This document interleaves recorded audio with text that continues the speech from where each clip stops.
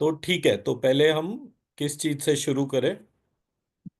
थोड़ा quick recap कर लें, अभी तक लास्ट क्या करा था? कुछ आपने रिकॉल करा? Uh, roughly, but yeah, kind of like soul seat. Where is the location of the soul seat, and we need to have concentration there. When I roughly some things I recall, no problems. but sir, you can brief. नहीं, मैं आज थोड़ा सा अलग सा topic के part पे काम करेंगे, सो दैट कि वो नहीं तो रिकैप ही करते रहेंगे ना, तो इट इज ऑलवेज बेटर कि हम अपने कोर काम पर आ जाए। So we Okay. Have 9 chakras. Yeah. ठीक है, we have Yeah. 9 chakras, 3 bodies: gross, Hmm. Subtle Hmm. And causal body. Now, in the approach, I'll connect everything on the basis of disease, finding the symptoms, and removal of the basic challenges. ठीक है, तो मैं Yeah. पहले इस part को address करता हूं। तो हमारे 9 चक्रास है। हर एक, जैसे फॉर एग्जांपल ग्रॉस बॉडी है, तो ग्रॉस बॉडी में 5 एलिमेंट्स हैं, सटल बॉडी में 5 एलिमेंट्स हैं, और कॉजल बॉडी में 5 एलिमेंट्स हैं। ग्रॉस बॉडी में 5 एलिमेंट्स Hmm. कौन से हैं? Sky, air, fire, water, earth. This everybody knows. Hmm. But subtle body में 5 एलिमेंट्स कौन से हैं?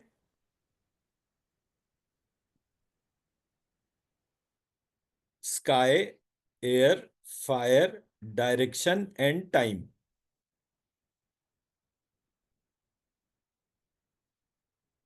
ठीक है,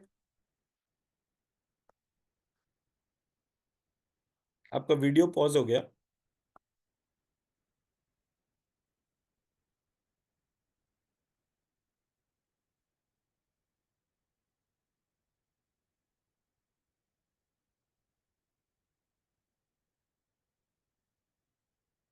एम आई ऑडिबल?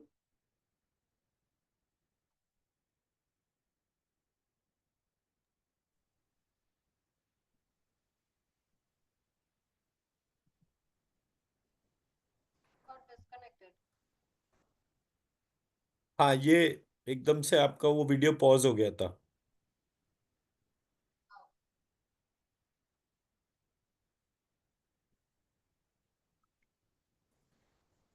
तो अभी आवाज मेरा आ रहा है साफ आपको? राइट, आपकी आवाज मुझे बहुत हल्की आ रही है।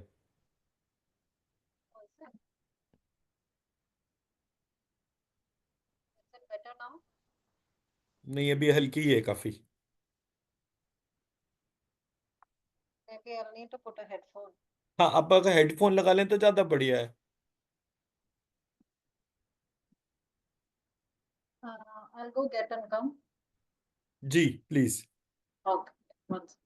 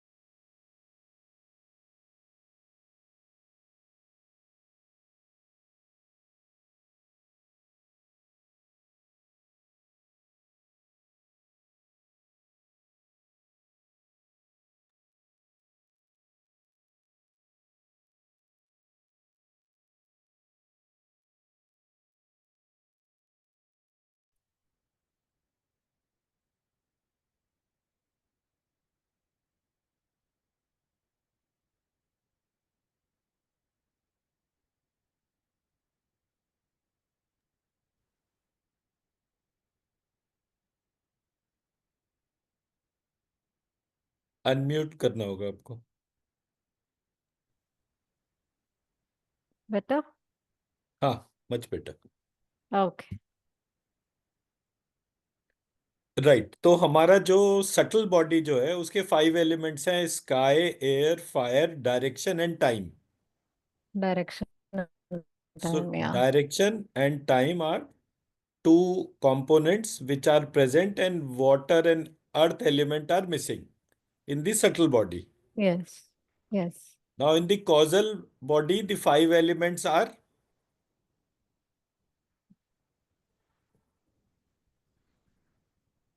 Sky, air, fire,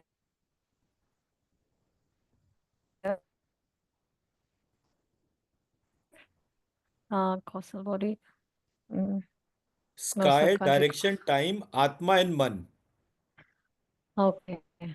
So now out of this 5 plus 5 plus 5, total 15 elements. Out of these 15 elements, 9 elements are unique. And hmm. these 9 elements are man, atma, time, direction, sky, air, fire, water, earth. So 1 2 3 4 5 6 7 8 9.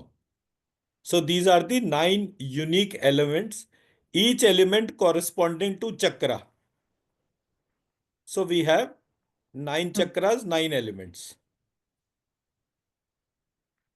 Okay. ठीक है, अब या। आते हैं medicine perspective से। तो medicine perspective में जब हम लेकर चलते हैं, तो मेरा ग्रॉस बॉडी का मतलब क्या होता है? Physical body. Physical. Subtle body का मतलब क्या होता है? Energy body. सटल बॉडी का मतलब होता है the entire software for the body. Okay. ठीक है, एनर्जी तो फिजिकल बॉडी में भी होती है ना। तो हम्म। There is a physical body you can compare as a analogy to a hardware, and subtle body you can compare with the analogy like a software. So mobile hmm. Phone है तो वो फिजिकल बॉडी है। Okay. Subtle body उसका software हो गया। हम्म। मतलब it is easy to understand कि अच्छा, अदरवाइज सटल बॉडी को एक्सप्लेन करने के लिए भी बहुत सारी चीजें आ जाएंगी। But hmm. सिंपल टर्म्स में फिजिकल बॉडी मतलब हार्डवेयर, सटल बॉडी मतलब software. The third is okay. Causal body, which is the design. Okay. So design, तो अगर कोई डिजाइन है तो डिजाइनर भी होगा। अगर हम्म। कोई सॉफ्टवेयर है तो सॉफ्टवेयर का क्रिएटर होगा। अगर कोई हम्म। हार्डवेयर है तो हार्डवेयर का क्रिएटर होगा। So in all the three domains the common element is the creator. Creator. Okay. Now creator connects us with a concept called atma. हम्म। हमें आत्मा से ये पता चलता है कि कोई क्रिएटर है, बिकॉज फिजिकल बॉडी और सटल बॉडी तो एज इट इज रहते हैं ना। या। जब कोई मर जाता है तो उसके शरीर में से डिजाइन भी एज इट इज रहता है, बट जो आत्मा है वो शरीर से बाहर हो जाती है। मैं मेरी बात समझा पाया? यस। अब क्या है कि ये जो एस्पेक्ट है, इस एस्पेक्ट में हम पहले ब्रॉडर डिजीज समझते हैं। तो हम्म। डिजीज को हम क्या कहते हैं? संस्कृत टर्म क्या होता है उसका जो आयुर्वेद में यूज होता है?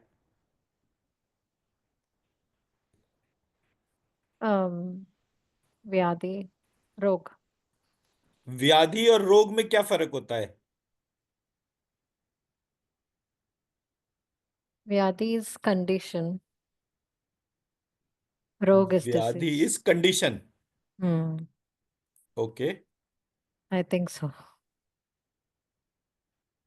ओके, देखिए, मोटा मोटा क्या है, जब हम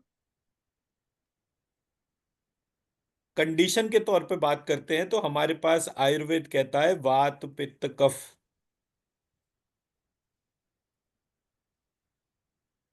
इनसे, इनके कुपित होने से, इनके इम्पैक्ट होने से क्या चीज होती है, रोग कनेक्ट हो जाता है।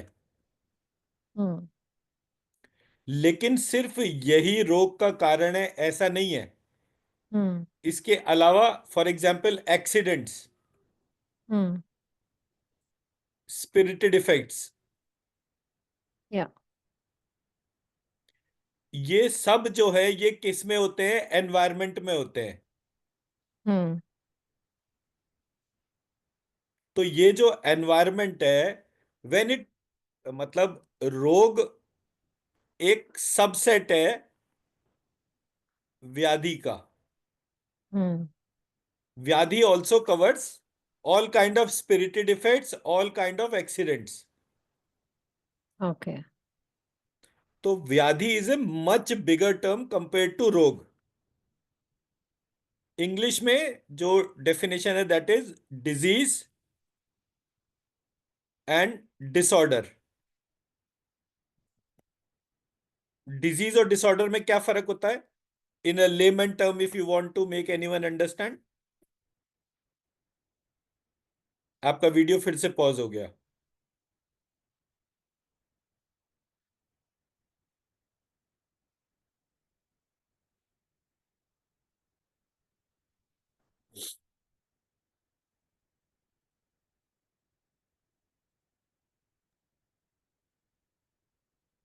आपका वीडियो फिर से पॉज हो गया था। ओ। तो मैं कह रहा था डिजीज और डिसऑर्डर, इनमें क्या फर्क होता है। एक सेकेंड। हम्म।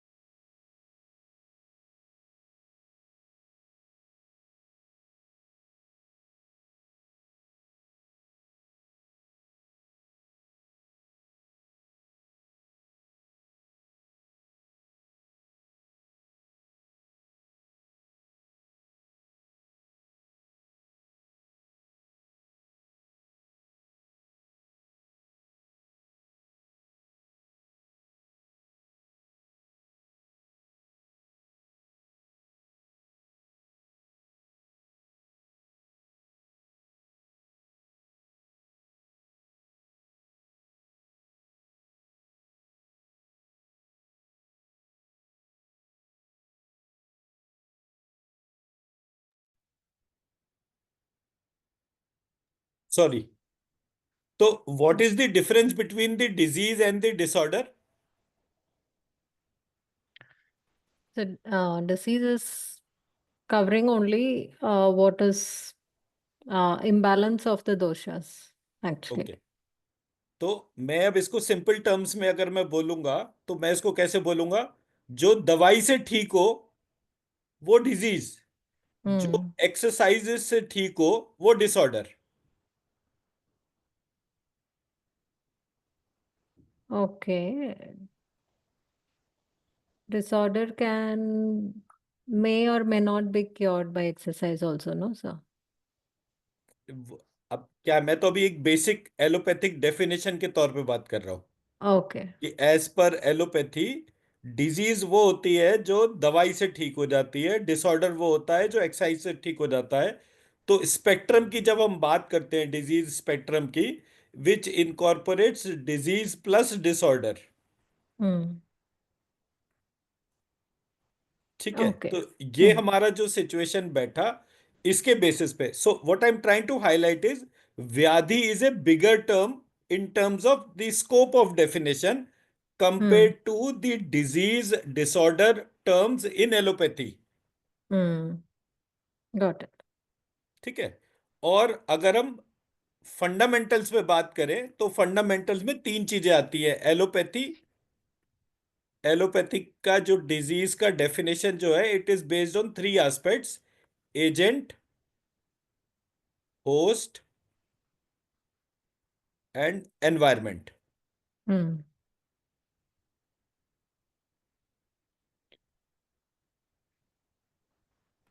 होम्योपैथी का जो स्पेक्ट्रम है वो है, पहला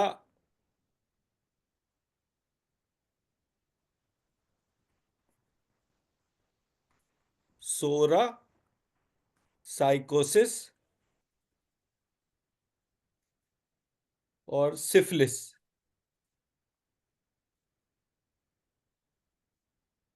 आयुर्वेद का जो तीन है, दैट इज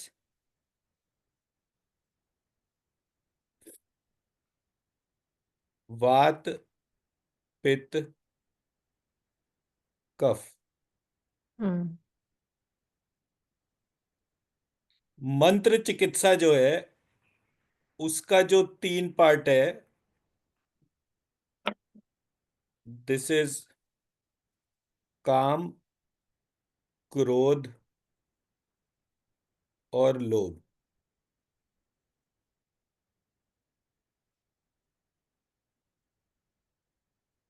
सो लाइकवाइज आप स्पेक्ट्रम कोई सा भी यूज करिए, हर एक के तीन तीन बाइफरकेशन है जिसकी वजह से डेफिनेशन में डिफरेंस आ रहा है। मैं मेरी बात समझा पाया?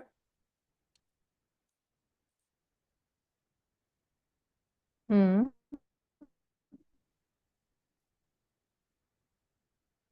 So, as per mantra chikitsa, all the diseases are manifested due to calm, growth, and lobe, right? पूरा मंत्र चिकित्सा इसी पर ही बेस्ड है। Okay. मैं हाथ के हाथ जो है ना वो स्क्रीनशॉट्स भी शेयर कर रहा हूँ, सो दैट कि आपका नोट्स में ज्यादा टाइम ना लगे। नोट्स आप Yeah, आराम से sure. भी देख सकते हैं, तो I keep on parallelly sharing the details. What I am trying to highlight is, the scope of definition in the entire activity is responsible for that process. अब मैंने जब मिसिंग लिंक को आइडेंटिफाई करा, तो मिसिंग लिंक था पूरे process में Hmm. Thought.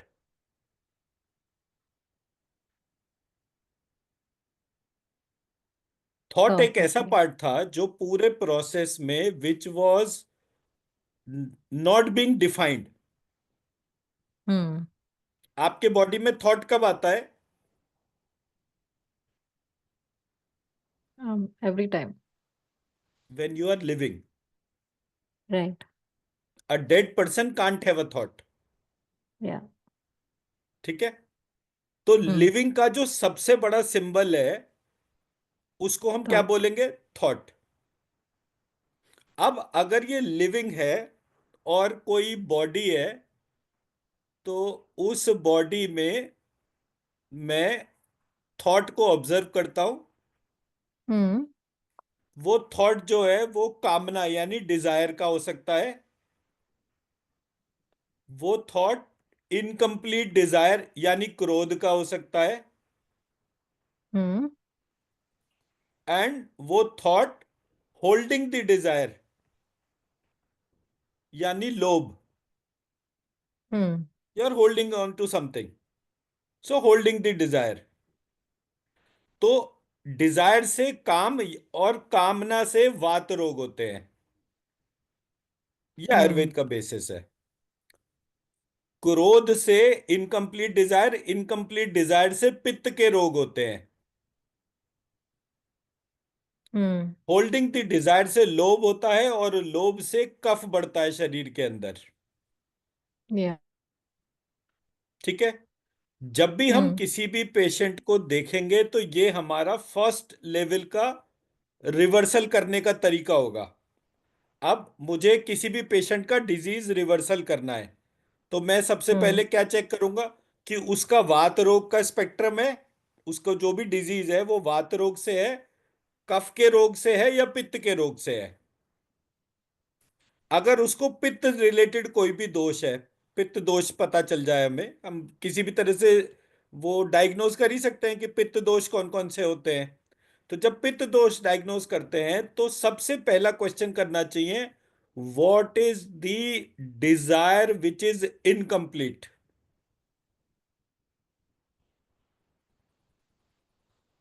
आपका वीडियो फिर से पॉज हो गया।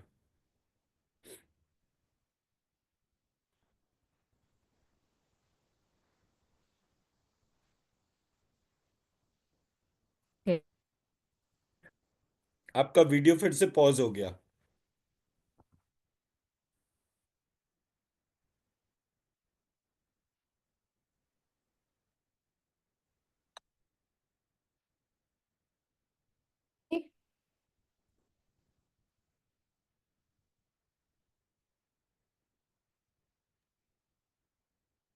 जी। आप जहाँ बैठे हैं वहां पे इंटरनेट का डिस्टरबेंस है क्या? I think I'm sitting a little far away. I think internet is less here. I'll maybe हाँ, move inside. I'll move to the other room. वो कोई नहीं, वो तो कल कर लेंगे। अब आज तो Okay. कर ही लेते हैं, नहीं तो फिर उसी में Yeah, टाइम okay. लगेगा। सो Okay, sir.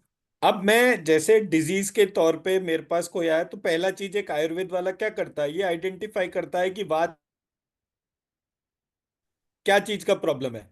अकेले अकेले के तौर पे हो सकता है वात और पित्त दोनों कुपित हो, वात और कफ दोनों कुपित हो, कुछ भी हो सकता है ना। तो Hmm. सबसे पहले आइडेंटिफाई करा कि डिजीज पैटर्न के तौर पे उसका वात का प्रॉब्लम है, पित्त का प्रॉब्लम है, या कफ का प्रॉब्लम है। तो अगर वात का प्रॉब्लम आया तो what is the desire which you have addressed is there in your thought process. पित्त का प्रॉब्लम है तो what is the desire which couldn't get completed. Hmm. Third part हो गया, what is the desire which you are holding, तो वो कफ के रोग हो गए। Hmm. तो वात पित्त कफ पता चल गया। वात पित्त कफ Hmm. पता चलने के बाद पेशेंट को हमने पूछा कि भाई आपको डिजायर के हिसाब से, इनकम्प्लीट डिजायर के हिसाब से, and what you are holding as a desire. Yeah. तो जैसे ही ये वाला पार्ट एड्रेस करते हैं, बॉडी के ऊपर इमीडिएटली साइकोटिक प्रोसेस में वो थॉट करेक्शन करना शुरू कर देता है। ओहो, am I missing something, am I considering as a need, और इट इज ए वांट।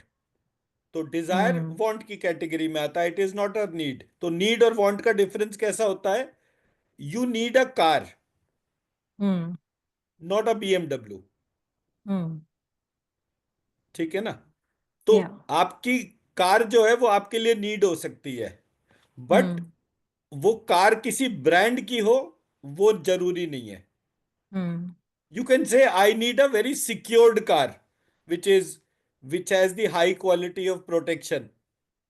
तो आप वो कहोगे Hmm. कि मेरे को कोई सी भी कार चलेगी, बट उसमें कम से कम 6 एयर बलून्स होने चाहिए, एंटी ब्रेकिंग सिस्टम होना चाहिए, and all that part. Hmm. तो जब हम इन बेसिक एस्पेक्ट से बात करते हैं, but still we 99% we talk about something associated with a brand when we talk for a desire. तो जैसे ही हम वो थॉट करेक्शन करते हैं, इमीडिएटली हमारे प्रोसेस में ट्रांसफॉर्मेशन शुरू हो जाता है। Hmm. तो पेशेंट को अगर आपने केवल इस पार्ट पे कनेक्ट कर दिया तो you have solved half of the problem, because body is a intelligent system. तो वो Hmm. इंटेलिजेंट सिस्टम अपना करेक्शन अपने आप करता है। Hmm. मैं मेरी बात समझा पाया? Yes, sir. हाँ। तो ये पहला पार्ट हो गया कि हमने आइडेंटिफाई करा कि what is the causal body of the disease. तो ये मेरा कॉजल पॉइंट हो गया। अब हम्म। जब मुझे पता चल गया कि वो उसका कौन सा वो इम्पैक्ट है, वात है, पित्त है, कफ है, तब मैं उसके आइडेंटिफायर्स को लेकर चलूंगा। तो आइडेंटिफायर फिजिकल बॉडी में,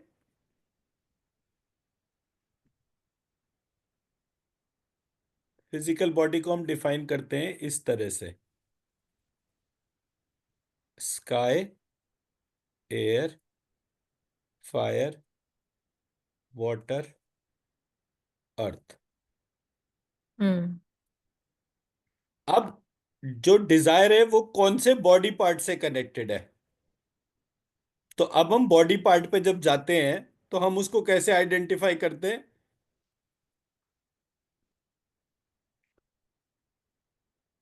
स्काई, एयर, फायर, वाटर, अर्थ। स्काई से बना स्पेस, हम्म। स्पेस में होती है साउंड, साउंड को हम लिसन करते हैं थ्रू ईयर, और हम्म। जो हम सुनते हैं उसको मुंह से बोलते हैं, तो माउथ। तो मेरे पास क्या क्या पॉइंट्स हो गए?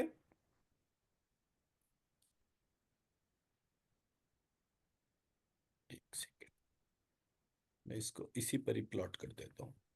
स्काई, स्काई किसको कहते हैं? खाली जगह को। स्पेस। हम्म। ठीक है, तो जो खाली जगह है उसके बारे में पता कैसे चलता है आपको? साउंड से पता चलता है। हम्म। तो वो साउंड से पता चल गया। साउंड को ट्रैक कौन करता है? ईयर। हम्म। और जो कान सुनते हैं वही चीज माउथ बोलने के लिए तौर पर हो गया। हम्म। तो यहां पर माउथ का मतलब फिजिकल ऑर्गन ना होके स्पीच रिलेटेड ऑर्गन हो गया। हम्म। ठीक है, फिर एयर जो है, एयर आपको कैसे पता चलती है? Through touch. टच कैसे पता चलता है? Through skin. और स्किन कैसे पता चलती है? Through hand.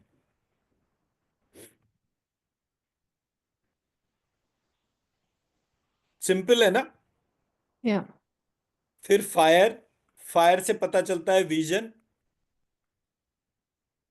विजन से पता चलता है आईज, हम्म। और जिधर आंखें देखती हैं उधर पैर लेकर जाते हैं, तो फीट।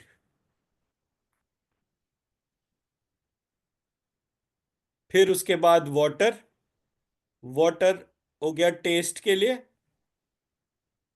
टेस्ट पता चलता है टंग एंड लिप से। हम्म। और जो भी टंग और लिप्स वो करती है उसके बाद उसका एक्सक्रीशन होता है। तो एक्सक्रीशन के लिए हमारा एक्सक्रीटरी सिस्टम हो गया। तो एक्सक्रीटरी बॉडी ऑर्गन जो है वो इसका पार्ट हो गए। फिर लास्ट इज अर्थ।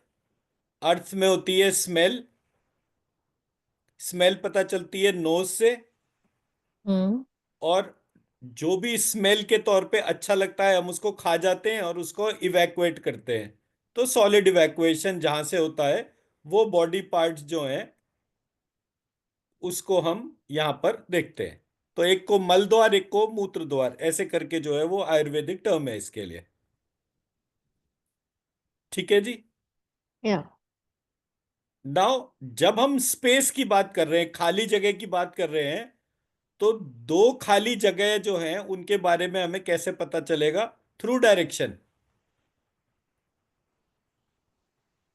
आपका रूम खाली है, पर रूम स्टार्ट कहां से होता है? डायरेक्शन ए।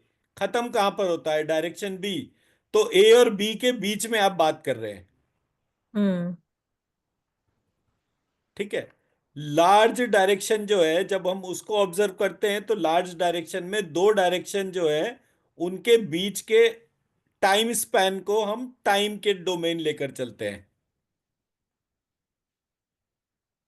बोले कहां तक चले? बोले सुबह जब सूर्य उदय हुआ था तब मैं यहां से चला था, और शाम को जब सूर्यास्त हुआ तो यहां तक पहुंचा। तो हम्म। इसमें डोमेन ऑफ टाइम आ गया। हम्म। ठीक। अब जो चल रहा है, ऑब्जर्व कर रहा है, डिफरेंशिएशन आइडेंटिफाई कर रहा है, वो कौन है? बोले जी वो तो आत्मा ही है, और किसी के अंदर ये एबिलिटी नहीं है। क्योंकि आंखें तभी देखेंगी जब लिविंग होंगी, कान तभी सुनेंगे जब वो लिविंग होंगे, नाक तभी स्मेल करेगी जब वो लिविंग होगी।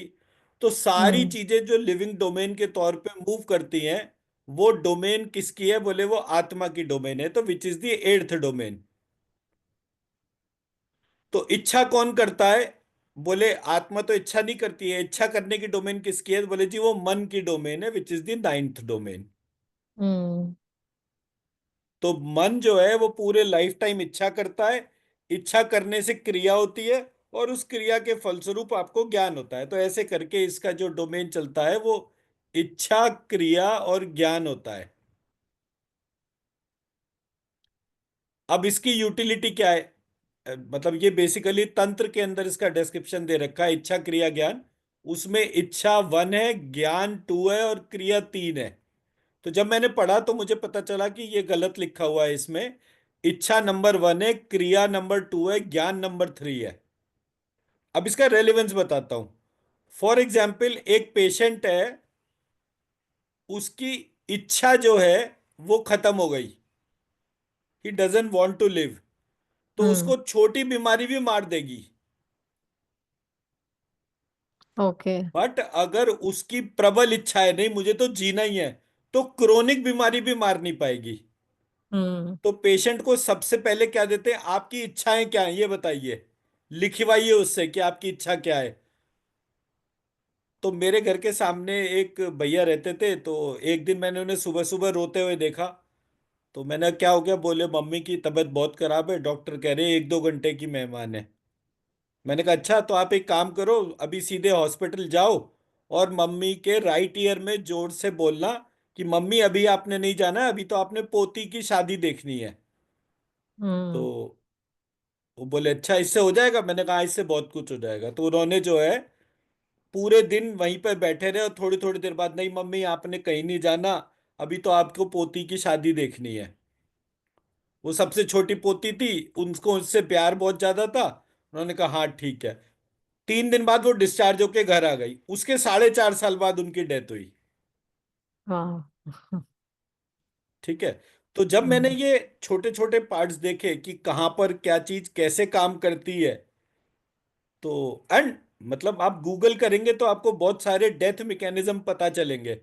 Y they are maximum death in around Christmas, immediately after Christmas, why they are so many death.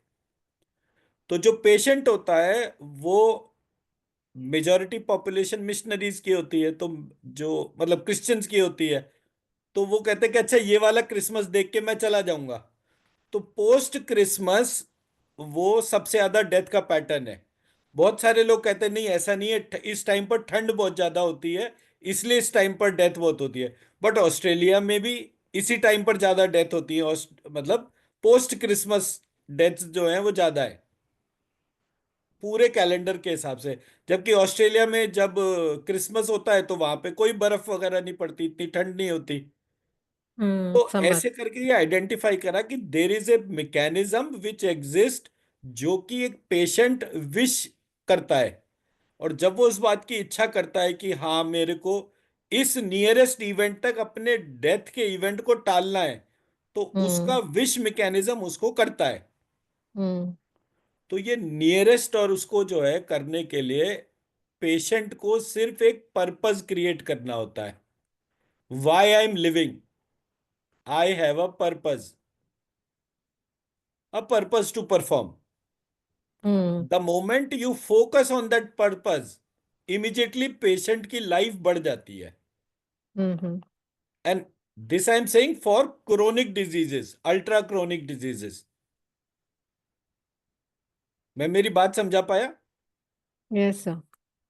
अब जब हम इस एस्पेक्ट को देखते हैं तो हमारा डायरेक्शन जो है, हमारे को कंजंक्शन और डिसजंक्शन, ये दो चीजें, मतलब कि कौन से मतलब ये डायरेक्शन की जो इंटेलिजेंस जो है, ये बेसिकली आपको बताती है कि आपको किस चीज से अपने आप को कनेक्टेड रखना है और किस चीज से विड्रॉ करना है। ये मन जो है ये सहस्त्रार चक्र क्लोज्ड है, आत्मा जो है हम्म वो सहस्त्रार चक्र है, टाइम जो है वो लंबिकाग्र चक्र है, सोल सीट जिसको कहते हैं, नाक के पीछे दोनों कानों के बीच में। हम्म। डायरेक्शन जो है वो आज्ञा चक्र है, ये आज्ञा चक्र है। स्काई जो है वो मूलाधार चक्र है। एयर जो है वो विशुद्धि चक्र है।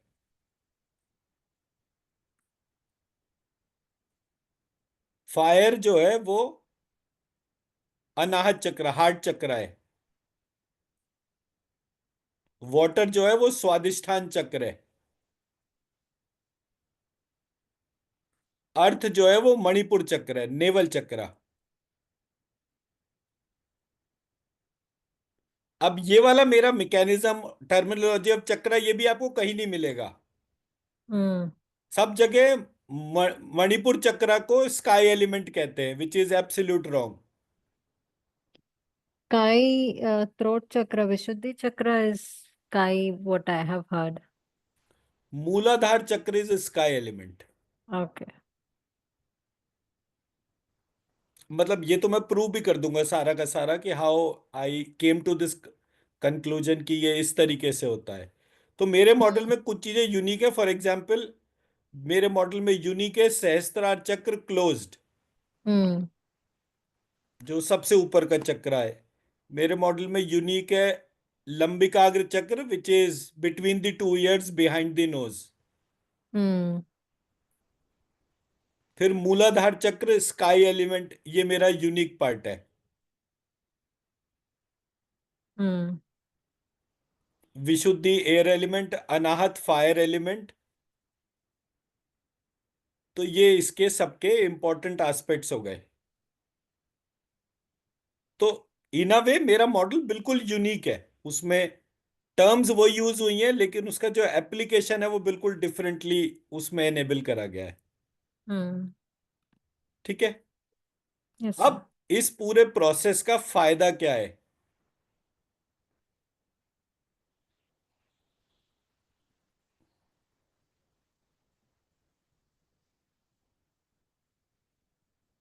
इस पूरे प्रोसेस का फायदा ये है कि ये जो 9 चक्रास हैं, मैंने इनकी साउंड भी आइडेंटिफाई कर ली। Okay. फॉर एग्जाम्पल, सहस्त्रार चक्र क्लोज्ड, इसकी साउंड है म। हम्म। आत्मा सहस्त्रार चक्र, इसकी साउंड है षटकोण का श। लंबिकाग्र चक्र, इसकी साउंड है क्षत्रिय वालक श। डायरेक्शन आज्ञा चक्र त। स्काई एलिमेंट मूलाधार चक्र लम। एयर एलिमेंट हम। फायर एलिमेंट यम। वाटर एलिमेंट रम। अर्थ एलिमेंट वम। सो म, श, क्ष, त, ल, ह, य, र, व। जब मैं इन 9 साउंड्स का लगातार चैंटिंग करना शुरू करता हूं और I start hmm. Writing it, उस एलिमेंट की डिजीज पैटर्न रिवर्स होनी शुरू हो जाती है।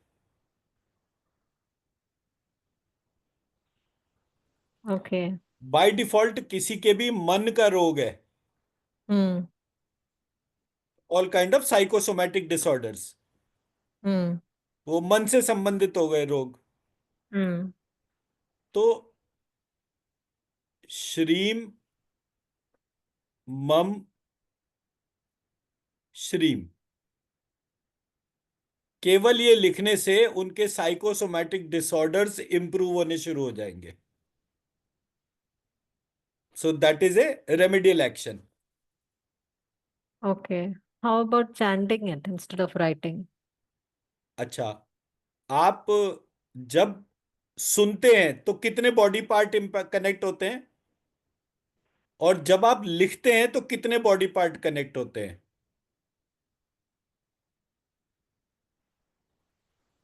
Uh, when you're listening, you are connecting your ears, mouth. When you are listening, you are connecting only your ears, not mouth. Ears. Yeah. Yeah. Listening only ears. तो ear Chant. To brain, ear to Hmm. Brain, ठीक है। But when you Hmm. Are writing, Hmm. तो Hand. आपका हाथ connect हो गया। Hmm.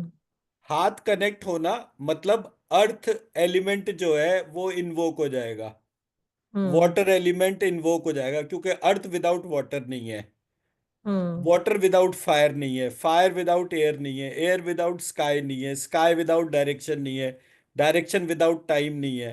And everything is happening in the atma domain. It Hmm. Incorporates all 9 chakras Okay. When you are writing a beej mantra. Hmm. But when you are chanting, it involves only sky, direction, time, atma and man. Hmm. So out of 9, 5. अब chanting में भी क्या कहा गया है कि when you are chanting loud, तो तीन Hmm. तरीके के हमारे यहाँ जप कहे गए हैं। Hmm. मन का जप, Hmm. वाचिक मतलब उच्चारण वाला, Hmm. और upanshu which is semi oration, Hmm. कि मैं मन ही मन बोल रहा हूं पर मेरी जीभ हिल रही है। Hmm. तो जो मन वाला जाप होता है वो हमारे को फायदा देता है। Hmm. जब उपांशु और वाचिक वाला जब जप चलता है तो ये स्पिरिटेड वर्ल्ड को फायदा देता है। Hmm. आप किसी को भी देखेंगे जो बहुत ज्यादा चैंटिंग करता है, उनके यहाँ स्पिरिटेड इश्यूज उतने ही ज्यादा होते हैं। Hmm. जो मानसिक जाप करते हैं जिसमें कि टंग हिलती नहीं है, उस पर वाइब्रेशन नहीं आता है, तो वो डोमेन कब आएगी? अब आपको मेडिटेशन का प्रैक्टिस ही नहीं है, बहुत डीप मेडिटेशन में जब आप जाते हैं तब ये स्टेज अटेन होती है। वो तो हम सबकी स्थिति है नहीं। एज ए रिजल्ट हम लोग जब भी जाप करते हैं वो स्पिरिटेड वर्ल्ड को जाता है। Hmm. तो मैंने आइडेंटिफाई करा कि अगर आप श्रीम लिख रही हैं और धीरे धीरे लगातार लिख रहे हैं, तो आप देखेंगे कि आपका प्योर मानसिक जप शुरू हो जाएगा। Okay. क्योंकि एक स्टेज ऐसी होगी, एब्सोल्यूट कंसंट्रेशन होगा, आपके हाथ भले ही चल रहे हो लेकिन आपका मन जाप में ही लगा होगा। Hmm. जैसे हम बचपन में साइकिल चलाते थे तो हाथ छोड़ के साइकिल चला लेते थे, ये जरूरी नहीं था कि हमें स्टेयरिंग को पकड़ना हो, Hmm. तो बिना हैंडल पकड़े हम साइकिल चला लेते थे। दैट डजंट मीन कि साइकिल को हैंडल पकड़ने की आवश्यकता नहीं है, बट हमारे चलाने में वो डेक्सटेरिटी इवॉल्व हो जाती है। तो जब Hmm. आप लगातार बीज मंत्र को लिखते हैं तो आपके अंदर वो डेक्सटेरिटी उत्पन्न हो जाती है, and Hmm. As a result आप इस प्रोसेस को रिवर्स कर लेते हैं। Sir, मैं मेरी what is बात that? समझा पाया? Yes, sir. What's the triangle before Shreem? अच्छा, तो ये मैंने ना एक नया तरीका बनाया है श्रीम लिखने का। Hmm.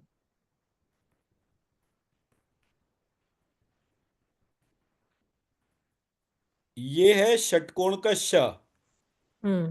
और ये है क्षत्रिय वाला क्ष। Hmm. इन दोनों को मैंने कंबाइंड करा।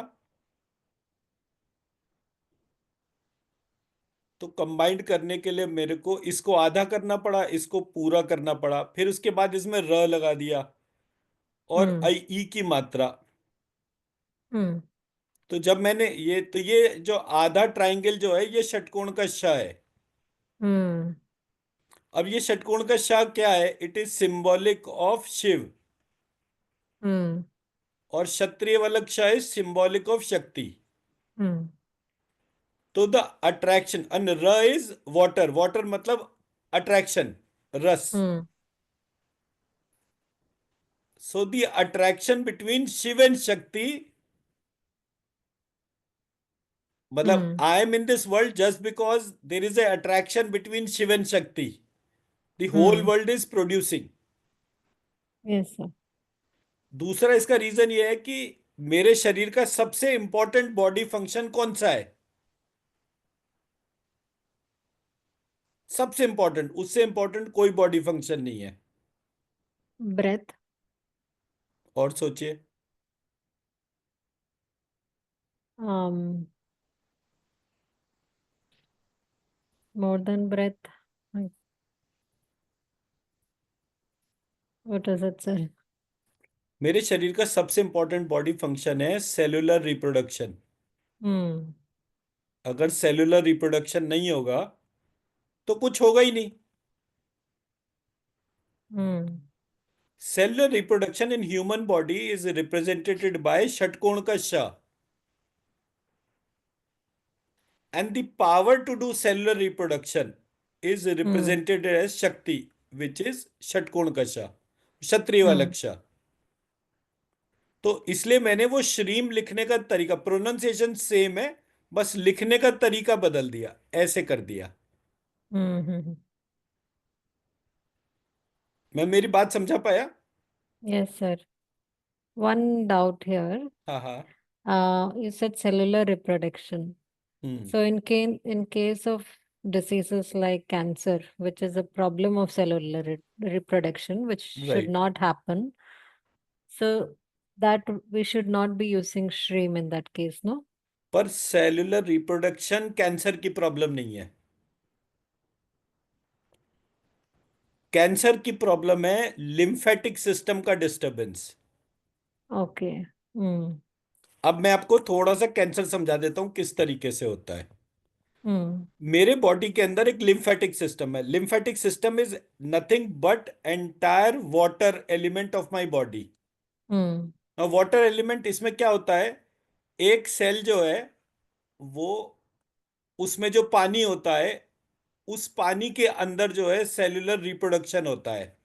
और Hmm. एक सेल जो है वो दो सेल में डिवाइड हो जाता है, और Hmm. वो दो सेल अलग अलग हो जाते हैं। Now Hmm. Everything is happening in the domain of water. Hmm. अब क्या होता है इस पूरे प्रोसेस में, जब अभी ये दो तरीके का रिप्रोडक्शन होता है, माइटोसिस मियोसिस। तो वो जो सेलुलर रिप्रोडक्शन का जो अप्रोच है, उसमें डेड सेल भी जनरेट होता है। मतलब अगर एक सेल ने अपना सेलुलर रिप्रोडक्शन पूरा कर लिया, उस साइकिल के बाद में एक टाइम ऐसा आता है कि वो डेड सेल हो जाता है। Hmm. जो डेड सेल है और जो लिविंग सेल है, इन दोनों को जो सेपरेट कर रहा है वो वाटर बॉडी है, लिम्फेटिक सिस्टम है। Hmm. अब मैंने बहुत ज्यादा एंगर करा, किसी बात पे मुझे बहुत ज्यादा एंगर हुआ, तो क्या हुआ, मेरे शरीर में जो पानी था वो कम हो गया, सूख गया। Hmm. जैसे आप गैस पे पानी रख देते हैं तो Hmm. वाटर बॉइलिंग होने के बाद सूख जाता है ना। तो थोड़ी देर Hmm. आप देखेंगे, थोड़ी देर बाद क्या होगा, पूरे पतीले में पानी नहीं होगा, पानी इवेपोरेट कर जाएगा। तो Hmm. जब कोई पेशेंट बहुत ज्यादा गुस्सा करता है, गुस्सा क्यों Hmm. होता है, इनकम्प्लीट डिजायर की वजह से, पित्त Hmm. प्रकोप बढ़ जाता है। पित्त प्रकोप बढ़ा, एज अ रिजल्ट उसके लिविंग और डेड सेल के बीच का पानी सूख जाता है, Hmm. और ये लिविंग सेल के साथ ये डेड सेल चिपक जाता है। Hmm. अब ये लिविंग सेल तो कांस्टेंट सेलुलर रिप्रोडक्शन करता जा रहा है, एक से दो, दो से चार, चार से आठ। लेकिन Hmm. जो इसके साथ में डेड सेल है वो इन सबको सेपरेट होने ही नहीं दे रहा। तो Hmm. देयर बिकम्स नोड्यूल्स जो पूरे शरीर में ऑब्जर्व होते हैं। Hmm. एज अ रिजल्ट ये पूरा सिस्टम जो है उसमें ट्यूमर और ट्यूमर जैसी ग्रोथ हो जाती है, क्योंकि Hmm. वो छूट नहीं पा रहा। Hmm. तो कैंसर के पेशेंट को सबसे पहले क्या करना चाहिए, अपने पानी पीने के इनटेक को बढ़ाना चाहिए। पानी कौन सा पीना चाहिए, जो सबसे प्योर वाटर हो। सबसे प्योर वाटर कौन सा होता है, कोकोनट वाटर। Hmm. तो जितना ज्यादा वो कोकोनट वाटर पिएगा, उतना ज्यादा उसके शरीर के अंदर जो टॉक्सिन्स हैं वो रिलीज होने शुरू हो जाएंगे। मैं मेरी बात समझा पाया? Yes, तो sir. पूरे प्रोसेस में आपको अपने भीतर के इंटेलिजेंट वाटर को इन्वोक करना है, इसलिए मैंने श्रीम को लिखने का तरीका ऐसा कर दिया। Hmm. अब जब आप इस तरह से श्रीम लिखेंगे तो आप षटकोण का शाह यानी शिव को भी इन्वोक कर रहे हैं, आप Hmm. क्षत्रिय वलक्षा शक्ति को भी इन्वोक कर रहे हैं। जब शिव और हम्म शक्ति के बीच में क्रिएशन होगी तो क्रिएशन के लिए रस होगा, तो वो वाटर एलिमेंट भी इन्वोक हो गया, तो वो हम्म फायर और वाटर का बैलेंस होना शुरू हो जाएगा। हम्म तो एज अ रिजल्ट आपका पूरा प्रोसेस जो है इंटेलिजेंस को अपने अंदर इमर्ज करेगा, और बिकॉज ऑफ दैट इंटेलिजेंस आपका गुस्सा करने का एबिलिटी जो है वो घटता जाएगा, विच डजेंट हम्म मीन कि you have incomplete desire, but your intelligentsia will develop so that you are able to discriminate between need and want.